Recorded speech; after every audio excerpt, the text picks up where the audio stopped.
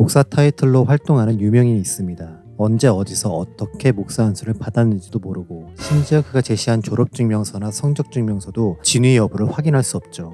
논란을 잠재울 수 있는 가장 좋은 방법은 같이 공부한 친구나 선후배 동문들의 증언인데 이마저도 아무도 나서지 않고 있죠. 이름만 들으면 알만한 사람이니 판단은 여러분의 몫으로 남길게요. 이처럼 누군가를 보증하고 증명하는 것은 매우 중요합니다. 이 사람이 착하다, 잘생겼다는 건 주관적이지만 그가 나와 같은 학교 졸업생이다, 선후배다라는 증언은 객관적인 팩트의 문제니까요. 오늘은 예수님의 신분을 보증하는 이야기입니다. 예수님은 베드로, 요한, 야고보를 데리고 기도하시러 산에 가십니다. 이곳은 갈릴리 호수 북쪽 지역에 있는 해발 2850m의 헤르몬 산으로 백두산보다 약간 높은 곳이죠. 구약에서는 시온산, 스닐산, 시련산으로 불리며 현재는 레바논과 시리아 국경이 닿아 있는 산맥의 가장 남쪽이죠. 기도하시는 동안 예수님의 얼굴에 광채가 나고 옷이 눈부시게 변합니다. 구약과 유대 전통에서는 사람의 얼굴에 빛이 나고 평안함이 느껴지는 걸로 하나님과의 관계를 연상했죠. 또한 흰색은 하나님과 천사들의 색이기에 입고 계신 옷이 하얗게 변했다는 건 그분의 신적인 위엄을 설명하죠. 그렇게 지금 예수님은 십계명 돌판을 받은 모세나 보좌에 앉으신 하나님처럼 영광적인 모습으로 변하신 것이죠. 와.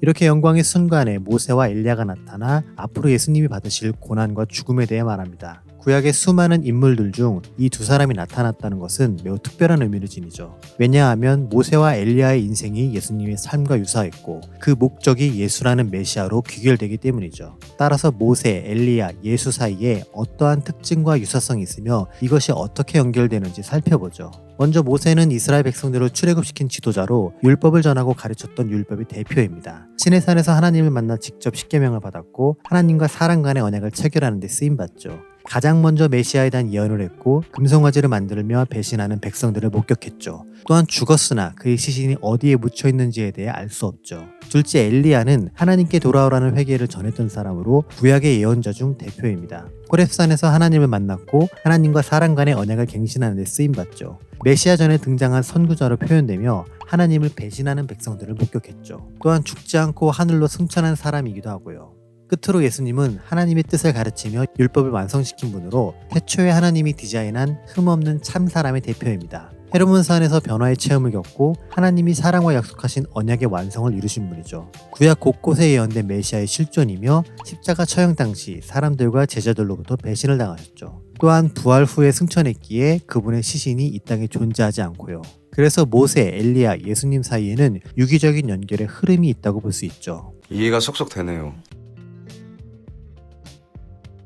이렇게 중요하고도 놓칠 수 없는 순간에 베드로와 안드레, 요한은 깊이 잠들었습니다. 나름의 이유로 선택받은 제자들임에도 인간의 연약함으로 잠든 것이죠. 그래서 이들은 모세와 엘리야가 무슨 말을 했는지, 예수님과 어떤 대화를 나눴는지 듣지 못하죠. 다만 눈을 떴을 때 변화된 예수님과 곁에 있는 두 사람만을 보고 즉흥적인 기분에 취해 다음과 같이 말하죠. 주님, 우리가 여기에 주님과 모세와 엘리야를 위해 초막 셋을 짓고 머무는 것이 좋을 것 같아요. 사실 베드로의 제안은 귀가 솔깃해질 만큼 매력적입니다. 이제껏 죽은 자가 부활했다는 얘기를 듣지 못했으니 3일 만에 부활한다는 예언을 믿기 어렵죠. 나중에 거룩한 천사들과 함께 돌아올 거라면 차라리 지금 죽음의 고통을 생략하고 바로 기쁨의 순간으로 넘어가는 게 더 좋고요. 게다가 예수님이 제시한 십자가의 길보다는 지금처럼 눈부신 영광이 훨씬 더 끌리죠. 그래서 힘들게 돌아가기보다 기왕지사 눈앞에 감격스러운 순간이 펼쳐졌으니 여기에 더 머물며 즐기면 어떨까요? 라는 제안을 하게 된 거죠.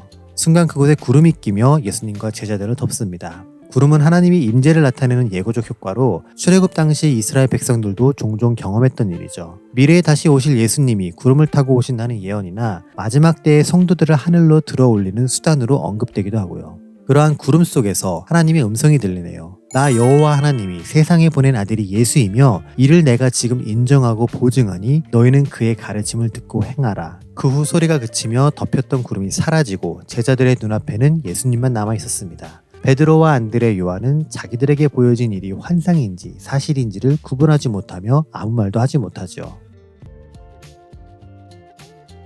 구약의 선지자들은 하나님의 직접적인 보증이 없었기에 사람들이 귀담아 듣지 않았습니다. 거짓 선지자들도 자기 역시 하나님의 뜻을 전한다며 불순한 의도로 사람들을 기망했고요.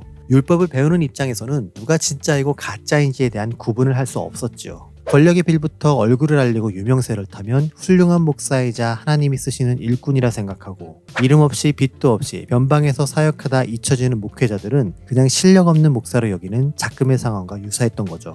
이러한 행태는 신약시대에 와서도 이어졌습니다. 바리새인과 서기관들 그리고 제사장들은 모두 성전과 회당에서 율법을 가르치는 사람들이죠. 자기들만의 해석이 옳고 완벽하다 여겼기에 율법의 잘못된 해석을 교정하시는 예수님의 권위를 인정하지 않았고요. 일부 사람들은 예수님의 가르침이나 능력을 보고 요한이나 엘리야 정도의 선지자로 여겼고요. 그렇기에 이러한 상황 속에서 예수님의 신분에 대한 하나님의 직접적인 보증은 매우 중요하지요. 유대인이라면 절대 부정할 수 없는 모세와 엘리야의 등장, 거기에 구름 속에서 들린 하나님의 음성으로 인해 이제껏 끌어왔던 예수님의 신분과 권한과 사역에 관한 모든 논란들이 종결된 것이죠. 그렇다면 오늘 변화산 사건의 메시지는 지금 우리에게 어떤 의미가 되는 걸까요? 공공의 장소에서 하나님의 음성이나 환상을 보여줄 수 없는 현실 속에서 우리는 오늘의 말씀을 어떻게 이해하고 받아들여야 할까요? 사람들은 이상적인 사회를 바라며 이를 실현시킬 방법을 찾습니다. 하지만 어느 특정한 이론이나 정치적 이념만으로는 부족하다는 걸 느끼죠. 지형, 국가, 민족에 상관없이 누구에게나 적용할 수 있는 보편적 도덕률이 성경에 있음에도 이를 받아들이지 않죠. 인정하는 순간 이제껏 고수한 가치와 권력들의 질서가 다 무너지니까요. 일각에서는 하나님을 신으로 여기지만 그저 몇몇 종교에만 해당될 뿐이고 예수가 유일한 구원의 길이라는 건 말도 안 되는 소리죠. 그분이 보여주신 삶을 재현함으로 인해 사람이 성화되며 참된 인간성을 회복할 수 있다는 것도 거부하고요. 그렇다면 우리는 그들에게 무엇으로 예수와 십자가의 길이 소망임을 입증할 수 있을까요? 다시 말해 예수를 믿지 않는 지극히 세상적인 사람이 봐도 하나님에 대해 절대 부정할 수 없는 확실한 증거가 무엇일까요? 어떻게 해야 그들이 내가 교회를 다니진 않아도 하나님에 대해서는 부정할 수 없겠다고 말할 수 있을까요?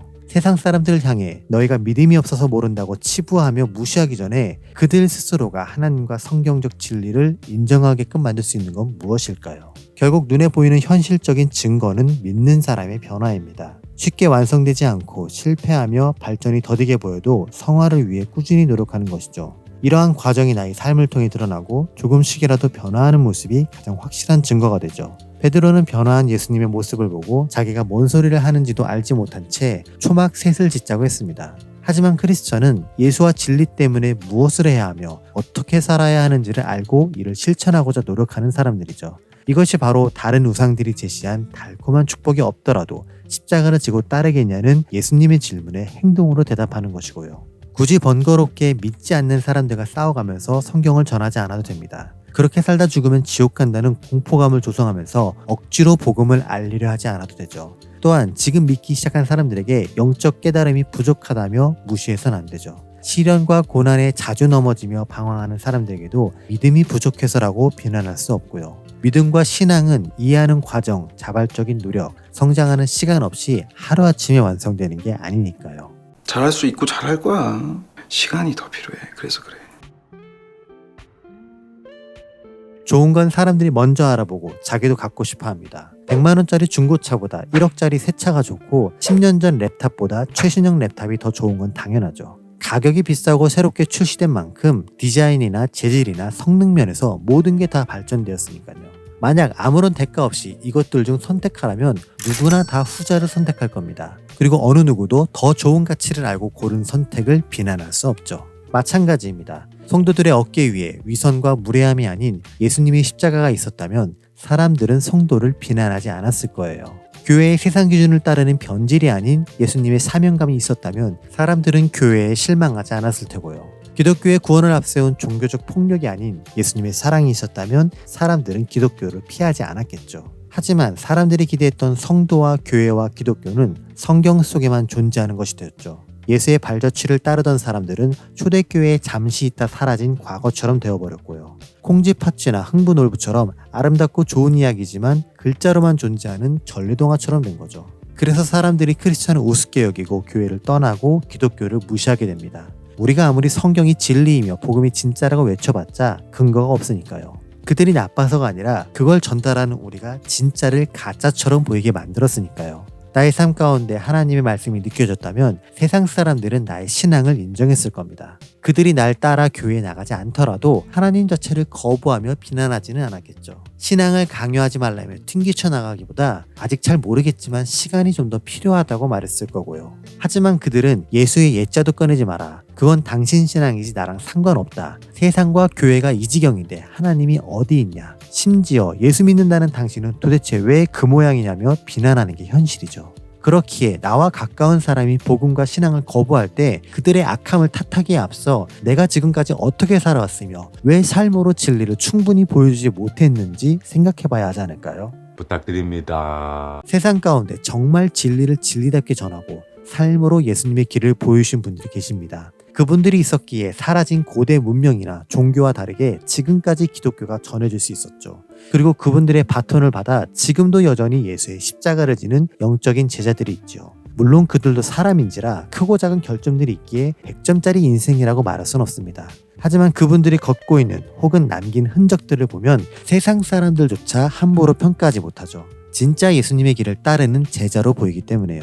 그래서 세상은 제자들의 삶을 통해 그들이 충성했던 하나님과 예수를 보게 되죠. 여러분이 그런 삶을 살기를 소망합니다. 그래서 누군가가 여러분에게 당신은 세상에 널리고 널린 흔해 빠진 예수쟁이가 아니라 진짜 예수의 제자 같아요. 당신을 통해 하나님과 예수에 대한 나의 오해가 조금은 풀렸네요 라는 귀한 고백을 듣길 바랍니다. 그래서 오늘 이야기 속에서 모세와 엘리야가 예수님의 사명을 확증해 준 것처럼 삶으로 예수와 복음이 진짜라는 걸 입증해 주세요. 진리가 진리되고 예수가 이 땅의 소망임을 증명하는 가장 확실한 방법은 바로 저와 여러분의 삶이 변화하는 것입니다.